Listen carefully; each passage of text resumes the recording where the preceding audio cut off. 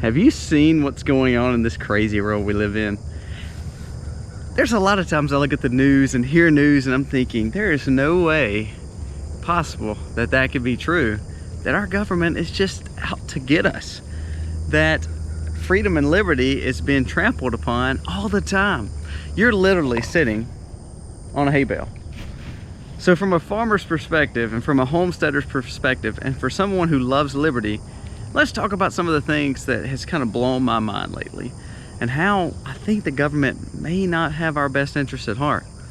And at that point, what do? I hope that you'll go back and watch some of these videos and you prep and you get ready to see what the next few days, weeks, months, and years have ahead of us. Today's video is going to be a little bit more of a sobering thought of what are we doing in this crazy world and why is the government fighting against us, the people of America?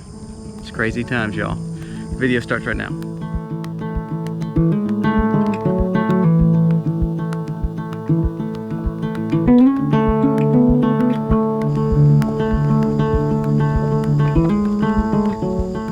So we own a 40-acre homestead. We raise all our own meat on farm.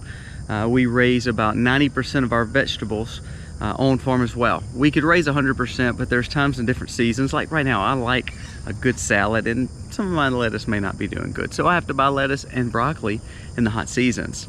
But ultimately, we provide our own food.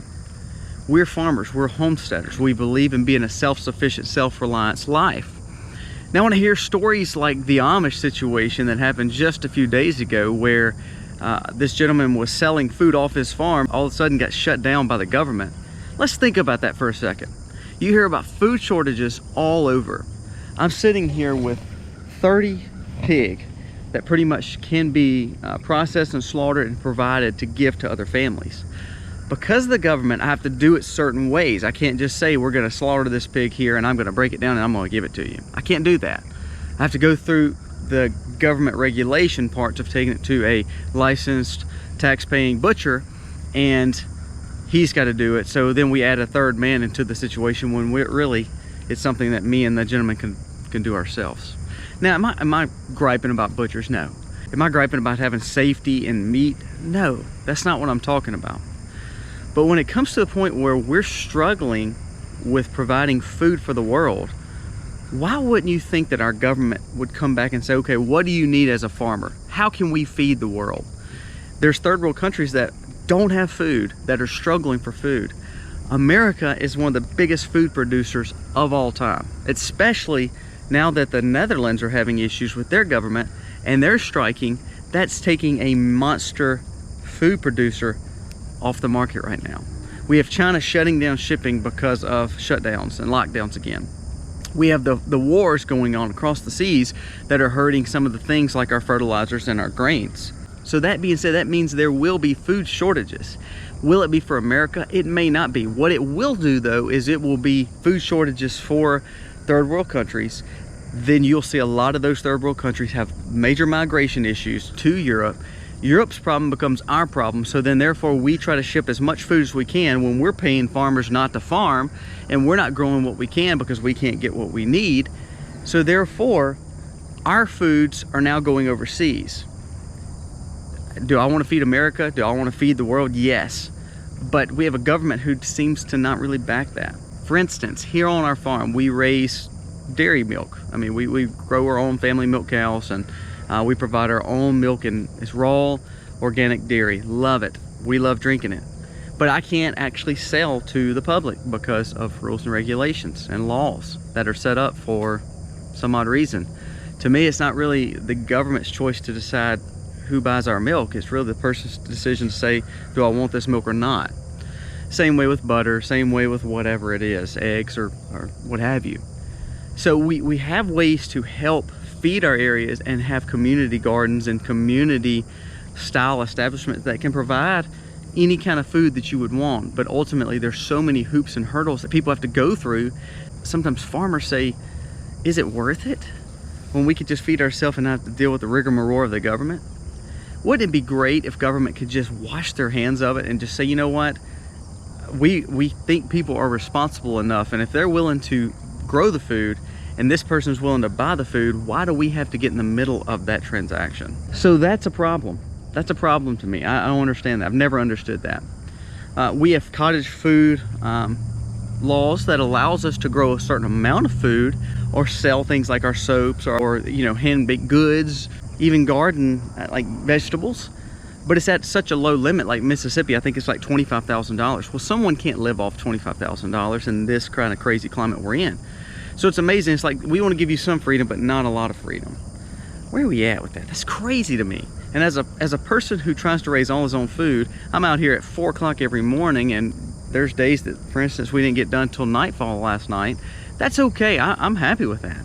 But when we then all of a sudden see farmers like the Amish having issues with the government, or you see these restaurants that have to go through so many extra protocols. I have dear butcher friends. I have 3 friends who are butchers, and the rigmarole and the regulation they have to go through each and every day with inspections and with all this rules and regulations puts this big stamp on this meat, and you know, it's just crazy to me. Where have we gotten? I really don't know if I don't know if we can ever figure out what way is up anymore. So as a farmer, I see that, and that's distressing to me. So let's talk about some other issues. Let's talk on the conventional side and the commercial side. So people like us that are small farms that are selling to the areas or farms who try to just grow our own food, let's take it and put it in the commercial, the bigger farms, the big scale farms that feeds America, that feeds the world. Well, we see, you know, chicken houses where people are going in and they're killing all the birds. We see, you know, pig farms being slaughtered because there's not enough butchers, because you can't sell to the public. We see all these places just burning down for no reason. We're like over 100 different places burning down that provides food, mostly meat places. That's crazy to me. So we're gonna have shortages. We see the shortages coming because, again, we're living off last year's grains, last year's food. So all this stuff is not gonna have the harvest that we thought. The projections show that the harvests are not gonna be as strong. We're gonna have a depletion across the board, not just in America, but across the world. And then again, at the same time, then we're killing animals, or we're not helping farmers grow more. We're telling them they can't grow, or we're charging them, you know, $5 to $6 for a gallon of diesel. We can't get fertilizers to provide for the fields. Now, I'm an organic farmer, so I do not use any kind of conventional fertilizers. But because of that, I have to work harder, grow more to have the same kind of surplus that somebody that's doing the same thing with conventional fertilizers use. So therefore, I'm saving money, and I'm not, the fertilizer issue is not happening to me personally, but I have to work so much harder to make sure that I'm growing enough for my family. So in the big scale situation, where all of a sudden now they're not able, their diesel's costing them more, the conventional fertilizers are not in excess like they were, or they may cost more, then the food may not be as bolsterous and it may not be provided. You will have some losses for sure on the amount of food that we are now taking in. We've talked about it in other videos where the aging farmer is another situation where they're saying, well, it's just not worth the stress anymore. So who's gonna grow all the food? We have billionaires buying up the land, and all of a sudden they're gonna grow the food? No, what they're gonna do is shut down the food, so then therefore you have to buy it from them. And the government's lockstep with them. You know, we're talking about a crony capitalist system where capitalism is great. You see crony capitalism where big business and the government are working together against people like us. So say, for instance, I just get burned out because I can't grow as much, I can't do as much, I can't sell because it's, you know, I'm regulated more. What are we to do? You're gonna see more people just say, I'm just not worried about feeding everybody else. They can fend for themselves. Well, then what happens? Then all of a sudden they're looking for food and it's a shortage. So then who do they depend on? The government. The government. So then, you know, big daddy government can step in and take care of us. Well, that's not necessarily the best thing for us. We need to learn to grow more of our food. We need to learn to see these problems where they're at. And I tell you, you gotta quit electing these people who are just towing the line. You need to elect somebody that's got some backbone. Now, I like watching news and listening to news and understanding, not on the traditional news, not traditional news, but I see some of the current events that are happening, and you can see some senators, some congressmen that are doing great work, but it's like a handful. And there's 500 to 600 people that's in leadership, plus your cabinet, plus your presidency. So those 4, 5, 6, 7, 8, 10 people that may be doing great work and trying to do good and have a backbone, they're never going to get that movement, because it's just a big theater up there in Washington. So what are we providing for ourselves? What are we doing in America? We're destroying our farmers.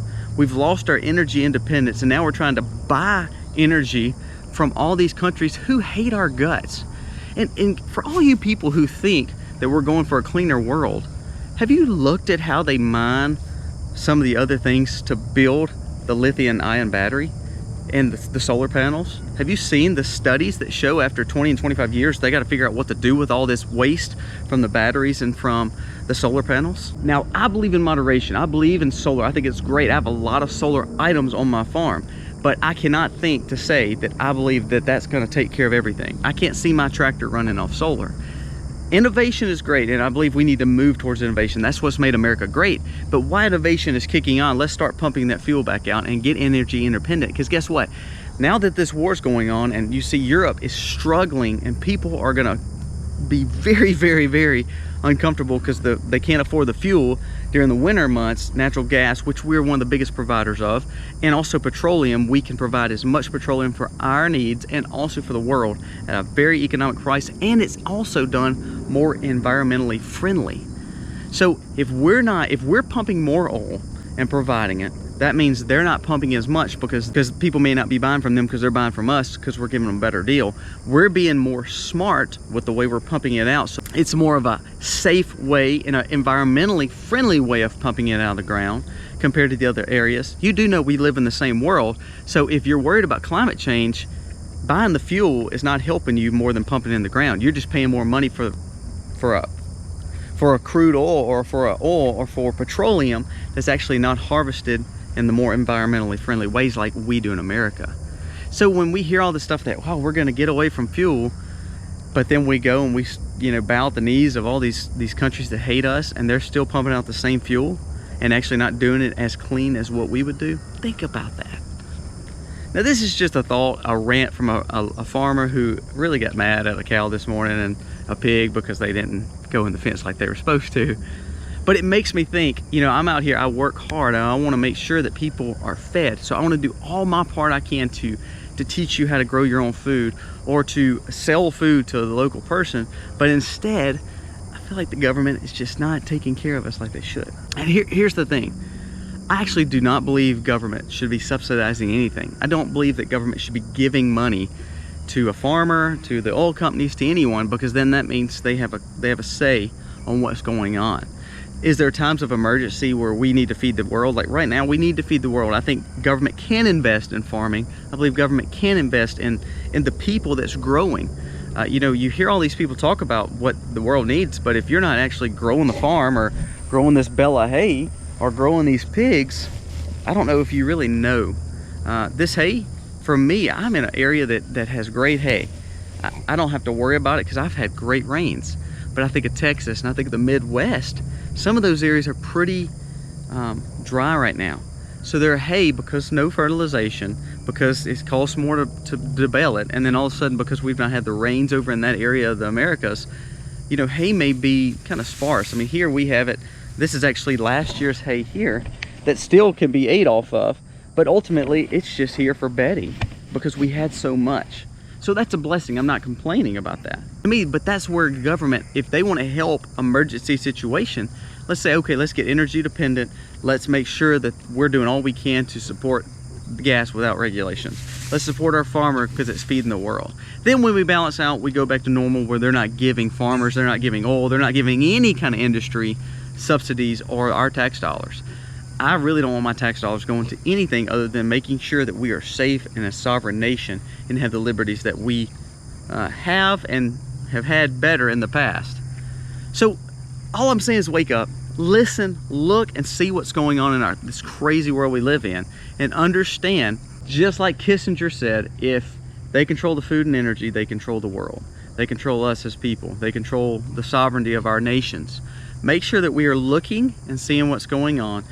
Let's keep an eye on Sri Lanka, because that was the birth child of this new system of a reset that they were really wanting it to do and show how the world, it can work somewhere. Well, it didn't work. We saw that. And we see the Dutch farmers having major protests. We see wars going on. America needs to step back up and be who it's always been in the world. The leading city on a hill that's taking care of people all across the world, that's gonna feed the world, gonna give energy to the world at a good price, and it's not for any advantage of ourselves, but just to help. That's what we need in America. So hopefully you listen to my rant. But give me your thoughts. Am I wrong to think that government should not be dabbling in our life? Whereas I just think they should help us keep a sovereign, strong nation and have an energy dependence on ourselves versus this crazy world we live in. First, the people who really don't like us too much.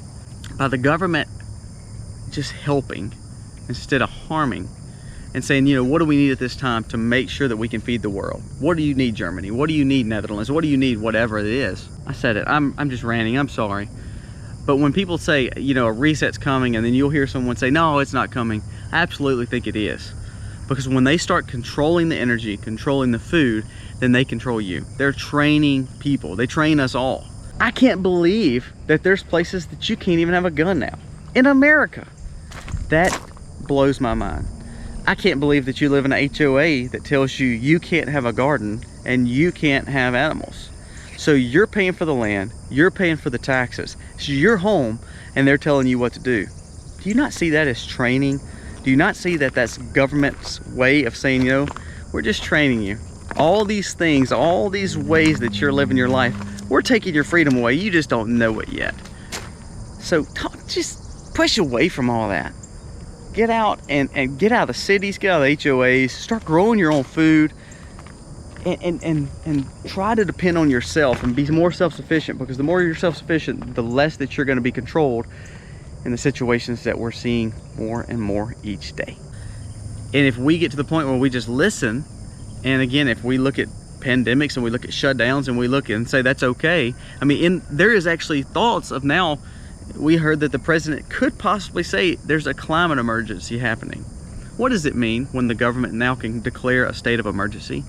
That means their powers get a little stronger each and every time. So all I'm saying, heed the warning, understand from a farmer's perspective, we need to quit being soft and start having a backbone again, and understand we got to take care of our families, our people, and protect our freedom and sovereignty. And the government needs to get out of the farm, get out of over-regulating situations, and go back to being someone who can help and just be there just in case, to take care of us and take care of our freedoms and help the world like we used to do. I'm done. Thank you guys for watching. If you like this content, let me know. I don't like to rant, I really don't. I like to teach, but sometimes it just gets on my nerves. People are worse than animals sometimes. I actually think government can be worse than animals sometimes. Animals can stress me out, but sometimes, man, I look at these politicians and I'm thinking, who are you actually looking out for? It's not us. Guys, hope you have a great day. Be happy, be hopeful, and know people like us exist, and it's time for us to just have hope and know that we can change the world, but we have to elect people that are thinking like us. So there, I said it. Thank you guys. God bless. Happy homesteading, y'all.